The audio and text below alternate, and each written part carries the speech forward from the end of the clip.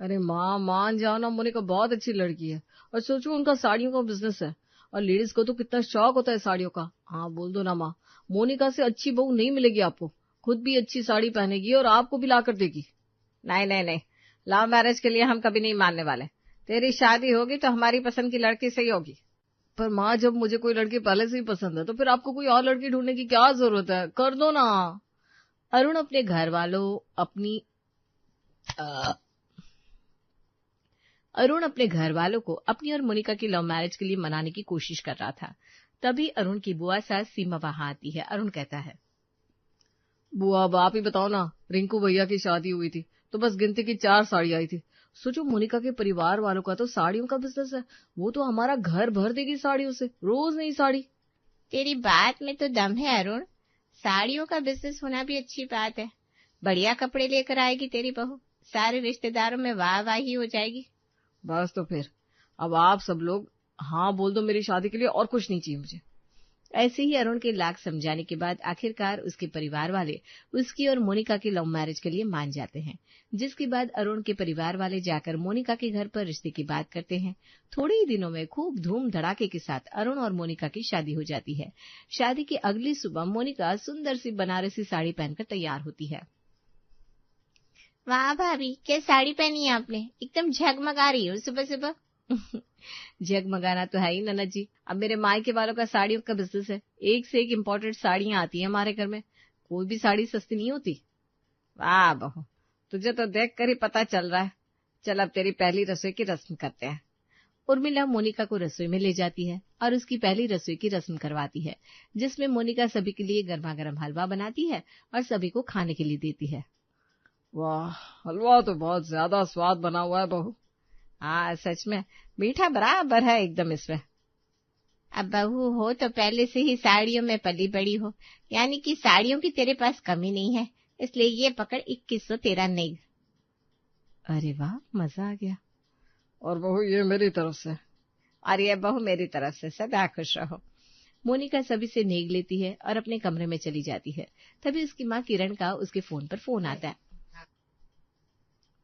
कैसा चल रहा है बेटा तेरे ससुराल में सब कुछ? सब अच्छा चल रहा है मम्मी। बस अभी सबसे नेक लेकर आई हूँ अपनी पहली रसोई का। बहुत अच्छा बेटा, बस अब जैसा हमने सोचा है तुझे वैसा करना है, अपने बिजनेस को और बढ़ाना है। चिंता मत करो माँ, आप देखती जाओ मैं कैसे कस्टमर बनाती हूँ और कैसे अपना बिजनेस बढ़ाती हूँ। अब 2 दिन बाद उर्मिला मोनिका के पास आती है और कहती है, बेटा कल तेरी मुंह दिखाई की रस्म है, तो मोहल्ले की सभी औरतों और कुछ रिश्तेदार आएंगे इस रस्म में, तो तू अच्छे से तैयार हो जाना। चिंता मत कीजिए माँ जी, आप देखना मैं एकदम रानियों की तरह तैयार हो जाऊंगी। जो कोई देखेगा बस तारीफ ही करेगा। मोनिका की बात सुनकर उर्मिला वहां से चली जाती है और अगले दिन घर में मुंह दिखाई की रस्म की तैयारी की जाती है। तभी मोनिका एक बहुत ही सुंदर ब्रैकेट की साड़ी पहने अच्छा सा श्रृंगार करके सभी के सामने आती है और आसपास की पड़ोसन मोनिका की साड़ी देखकर कहती हैं, हाय कितनी अच्छी साड़ी पहनी है उर्मिला की बहू ने। ऐसी साड़ी तो मोहल्ले में किसी की बहू के पास नहीं है। सच में, और सोना भी कितना बराबर पहना हुआ है। उर्मिला बहू अच्छे घर से आई है। चलो देर से ही सही, लेकिन बहू तो उर्मिला लाखों में लेकर आई एक। अरे खड़ी खड़ी सब आपस में बात ही करती रहोगी या फिर मेरी बहू का चेहरा देखकर मुंह दिखाई की रस्म भी करोगी? उर्मिला के कहने पर सविता, सुषमा और अनीता तीनों एक एक करके मोनिका का चेहरा देखती है और उसे शगुन देती है, जिसके बाद सभी लोग खाना पीना करते हैं। तभी सुषमा मोनिका से कहती है, बाकी बातें तू जाने दे बहू, ये बता तूने ये साड़ी कहाँ से ली है? अरे आपको बताया नहीं माँ जी ने, मेरे मायके वालों का साड़ियों का बिजनेस है और ये साड़ी तो इम्पोर्टेड है। हमारे पास जितनी भी साड़ी है ना, सारी इम्पोर्टेड है, कोई हल्की साड़ी नहीं है। तभी मैं कहूँ तो इतना ज्यादा कैसे चमक रही है। इतनी चमकदार साड़ी तो हमने पहले कभी नहीं देखी। क्या बात है भाभी, आपकी साड़ी ने तो बल्ले बल्ले करवा दी, आपकी भी और हमारी भी।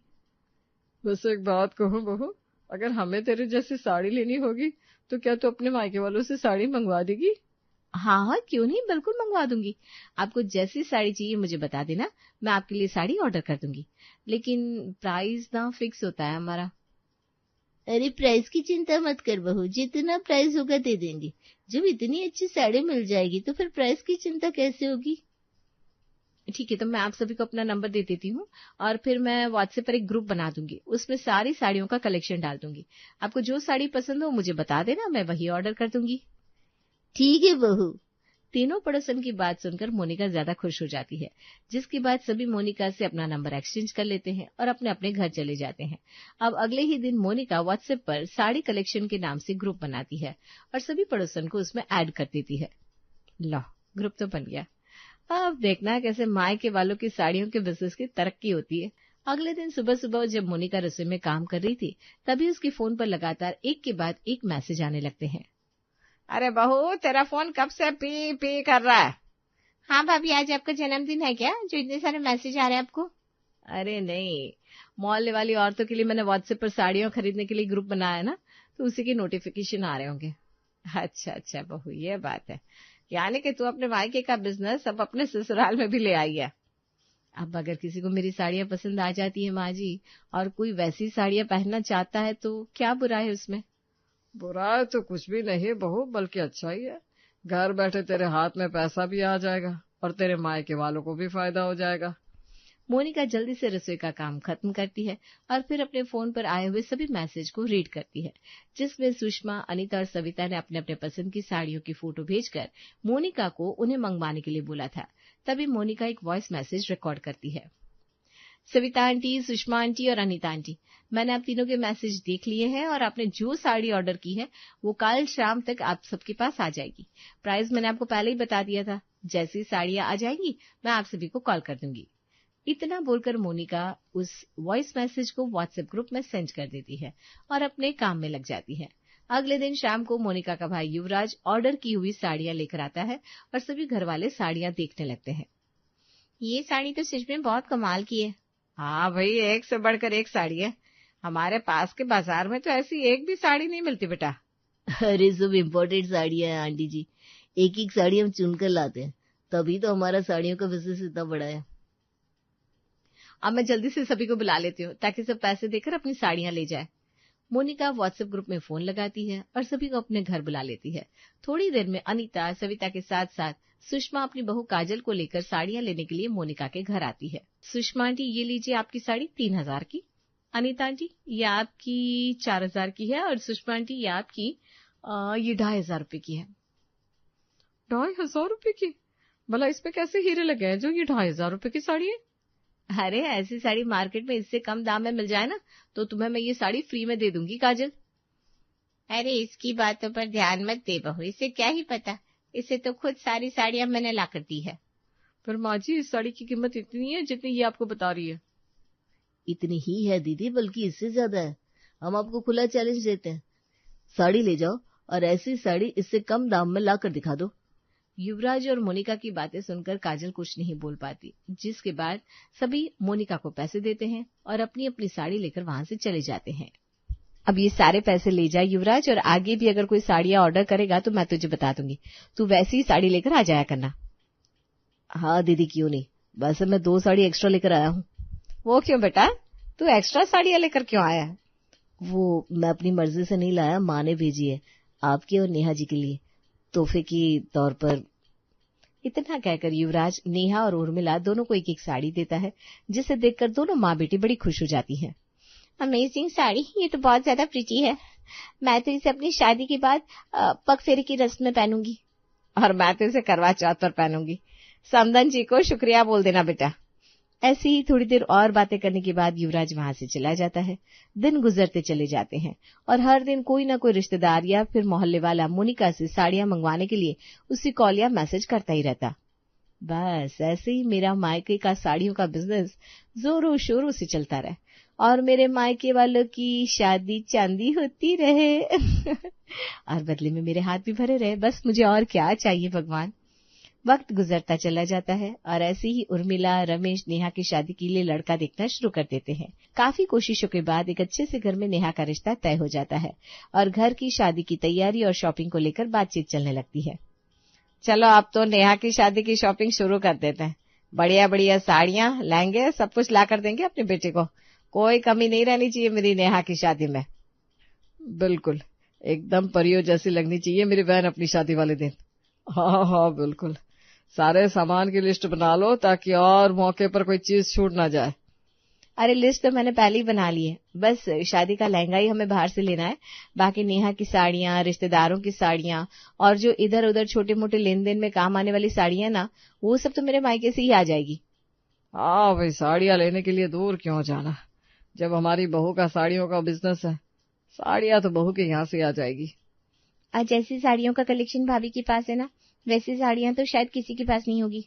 आज बहू के मायके वालों की साड़ियों के बिजनेस की वजह से कितनी भाग दौड़ बच जाएगी हमारी।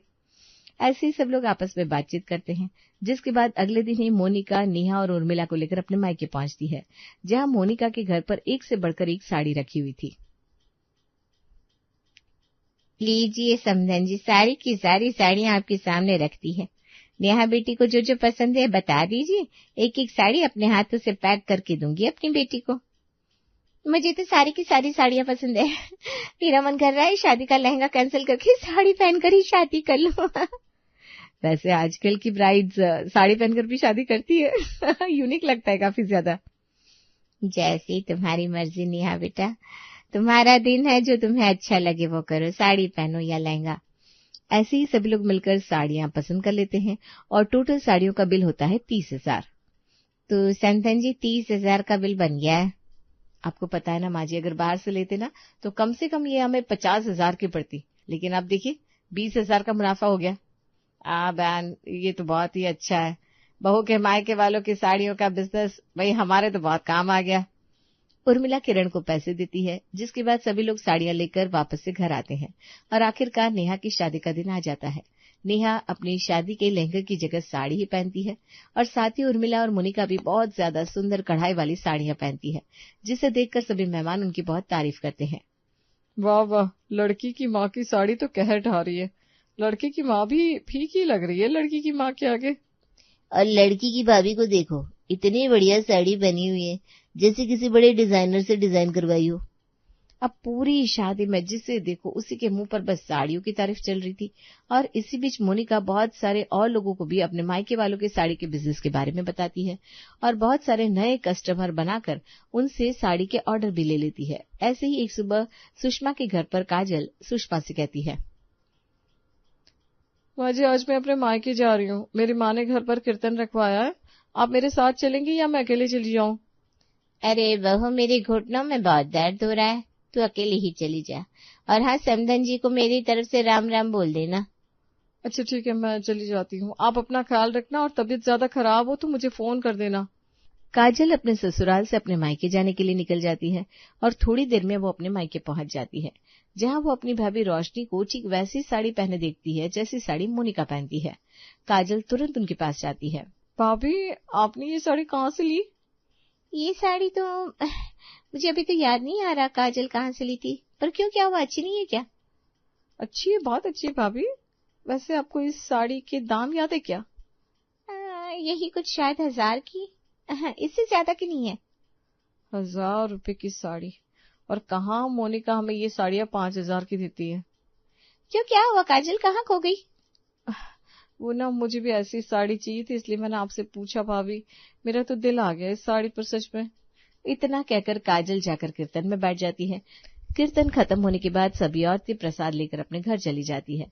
तभी गली में एक साड़ी बेचने वाली की आवाज आती है, साड़ी ले लो साड़ी, ब्रैकेट की साड़ी, बनारसी साड़ी, बढ़िया कढ़ाई वाली साड़ी, बॉर्डर वाली साड़ी, मलाइका अरोड़ा वाली साड़ी, करीना कपूर वाली साड़ी। ऐसी कोई साड़ी नहीं जो हमारे पास नहीं। आइए, अच्छे दामों पर साड़ी ले जाइए।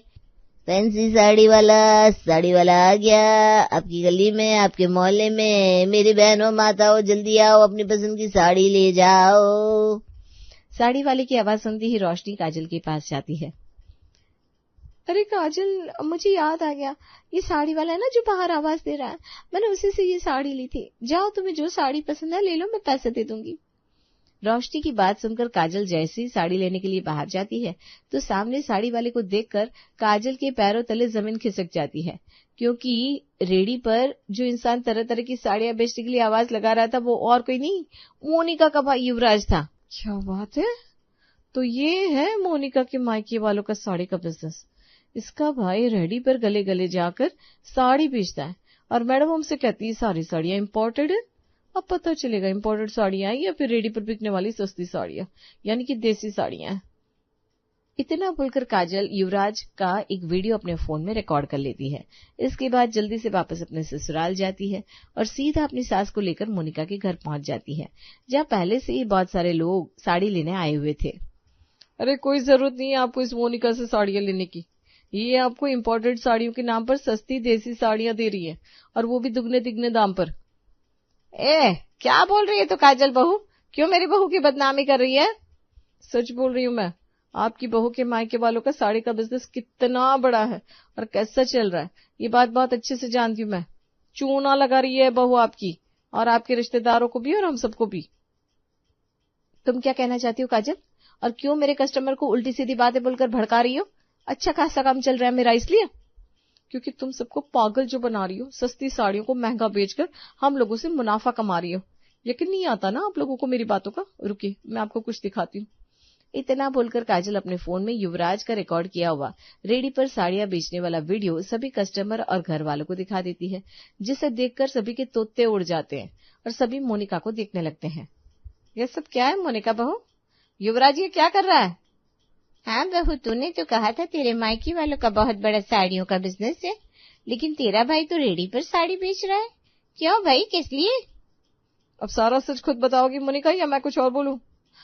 ये सच है कि हमारा कोई बहुत बड़ा साड़ियों का बिजनेस नहीं है।